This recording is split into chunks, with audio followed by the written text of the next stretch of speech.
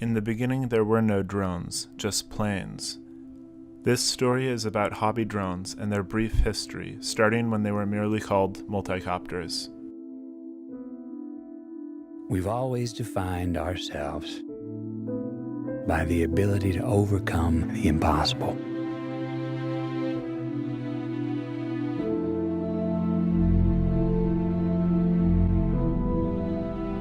And we count these moments. The first ever to fly faster than the speed of sound.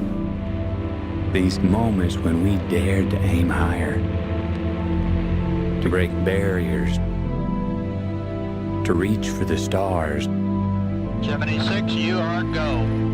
to make the unknown known.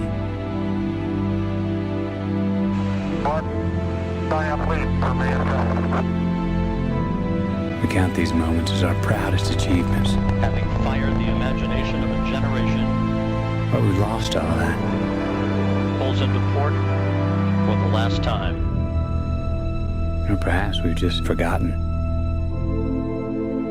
that we are still pioneers, that we've barely begun, and that our greatest accomplishments cannot be behind us, because our destiny lies above us.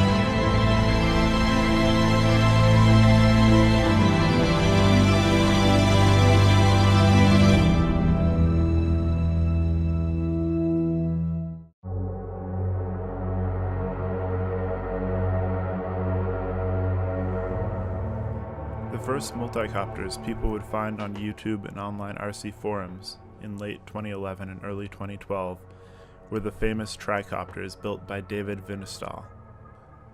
David is a self-proclaimed crazy Swede who is widely viewed as one of the godfathers of the multirotor hobby and sport. He built and designed his own open-source tricopter designs, which had been shared all over the internet. David became famous when he joined the large YouTube channel Flight Test as their in-house tricopter pilot. He would produce their tricopter video and quadcopter videos, which became some of their most popular content. David would come to be featured in almost every episode of Flight Test during his years spent in the United States. He brought the presence of multirotors into an airplane and helicopter-dominated RC world.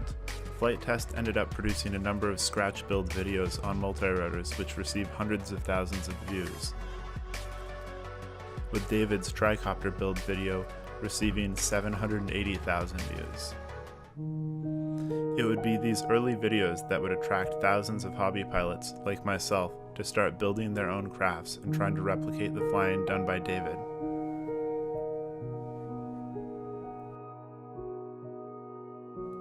This was my very first multirotor, a self-built tricopter designed after David's. It was rickety, it broke all the time, yet it was my favorite craft, and still is.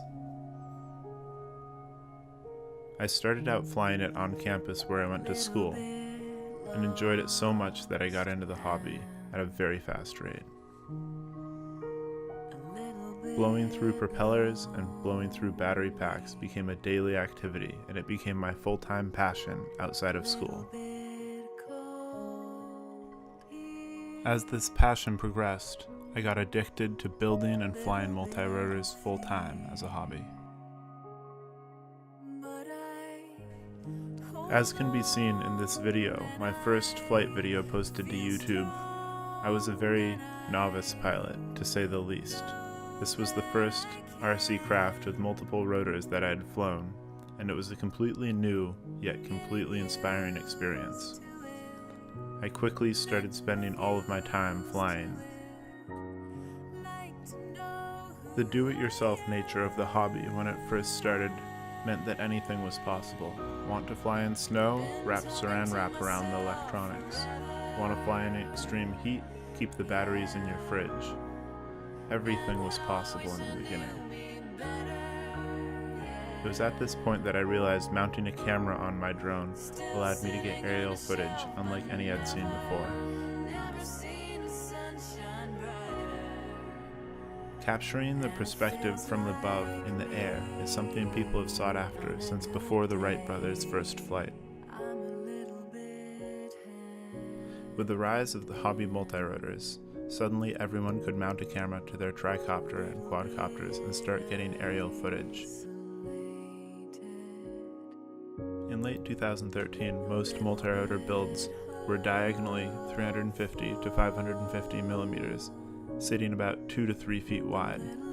Materials used range from cast plastic arms to square wooden dowels and the occasional G10 or aluminum components. Some early Chinese companies started making cheap multirotor parts, including electronics as well as frames, which brought many more people into the hobby due to the lower price point. In February, the multirotor world would start down its long path towards glory with the infamous release of the Blackout Mini Quads.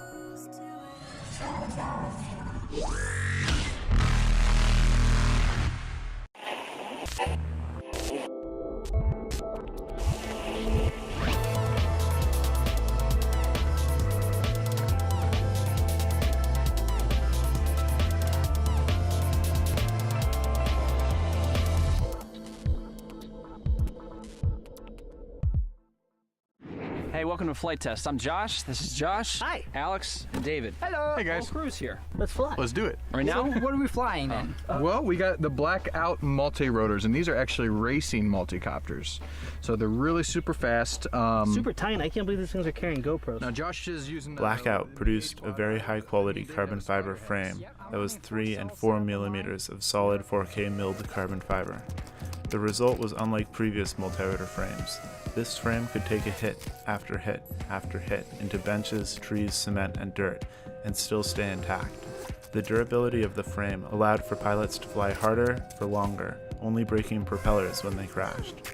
The Blackout Mini Quad frame created a new class of frame size in the multirotor world, the Mini Quad. These frames ranged from 200 to 260 millimeters diagonally. In this size range, tons of manufacturers and custom frames would quickly become available for hobby builders to use. The size and durability made the size of multirotors perfect for pilots ranging from beginners to advanced. As the popularity of multirotors were taking off, literally, a new technology known as first-person view became viable for hobbyists. Through a number of venues like Flight Test and Alex Greaves, first-person view became a way for people to put themselves in the seat of their own toy drones. First-person view, or FPV for short, involves placing a small camera on your craft, connecting the video signal output to a radio transmitter, placing a radio receiver on the ground with the pilot, and giving the pilot a screen to watch the live image on. The systems that were first available for FPV were often very DIY in nature, involving crazy head-mounted monitors for viewing your multirotor or airplane video feed. The amazing result of installing an FPV system on a craft is that it makes it feel like you are actually in the pilot's seat. When you fly the multirotor forwards, the camera tilts forwards, and you get the sensation of flying while actually sitting safely on the earth. You can imagine how popular this became among hobby pilots. The ability to get on board their creations and fly them in first-person view fulfilled many pilots' dreams to fly. The FPV technology gradually became more produced and cheaper in price for the hobby users. It quickly became standard practice to see mini quads with FPV cameras and transmitters attached to them. As pilots started getting better at flying, they wanted better ways to share their flying skills and the scenery they saw, and thus HD recorders like GoPros, Mobius, and Yi action cameras started becoming common in multirotors during their flying and racing. Gradually, more and more people started putting out aerial videos from their multirotors. I joined these other pilots by attaching GoPros and small HD cameras to my drones as I progressed in the hobby. It quickly became apparent that, for cinematic footage, simply attaching a GoPro to a drone wasn't enough, and we progressed into gimbal-stabilized camera flight.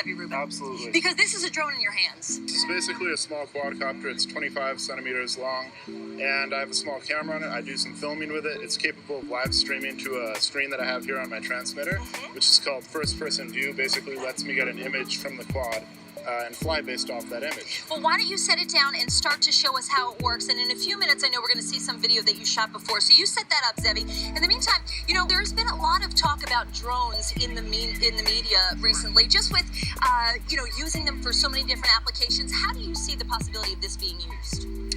So we're excited about it, just having students. As the multicopter drone industry expands, hobby pilots have seen it branch into multiple disciplines, from search and rescue to aerial photography, and recently drone racing. Yes, you heard that right. Multirotor racing, also known as drone racing. It was bound to happen sooner or later, pilots uploading their videos of them racing around trees and throwing their best tricks, and other pilots getting inspired and starting to practice to best each other.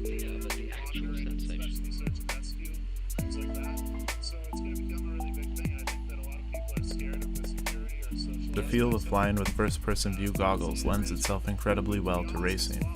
It's like being in the pilot seat of a dogfighter plane or driving a Formula One race car while sitting on the ground with a transmitter in your hands. Some pilots would likely call it an extreme sport as they push themselves and their crafts to the absolute limit.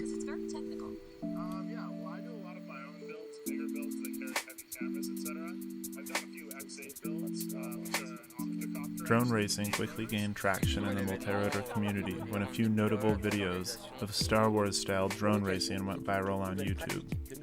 Hervé Pellerin edited this video with his French race group flying through the woods. Races like this became more and more common as multirotor pilots connected and networked to find other local pilots to fly with and race against.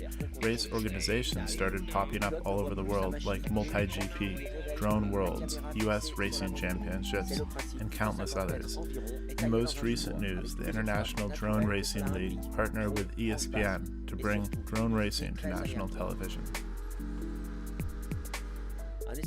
As the popularity of these crafts increases and the number of manufacturers producing drone designs and components increases, the hobby pilots desire to make unique crafts that stand out as different from the majority of commercially available designs. Custom drone builders now use special custom components combined with custom designs and handmade frames to show their time and skill in the construction process. Much like custom car modification, custom race quads often have incredible power with minimal all-up weight to give the best possible performance. Attention to detail during the build process leaves many crafts being incredibly clean-looking. Like many quadcopter pilots, I enjoy building the crafts that I fly. Following crafts are just some of my collection that I've built over the last 4 years, and I enjoy piloting to this day.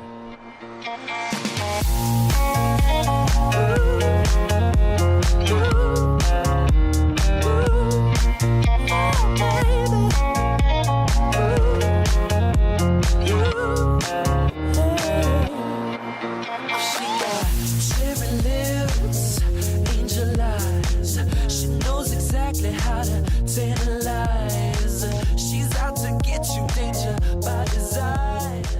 Cold-blooded vixen, she don't compromise. She's something mystical and color lights. So far from typical, but take my advice. Before you play with fire, do think twice. And if you get burned, don't be surprised. Lifted, drifting higher than the ceiling. Ooh, baby, it's the ultimate feeling. You got me lifted, feeling so gifted. Sugar, how you get so fly.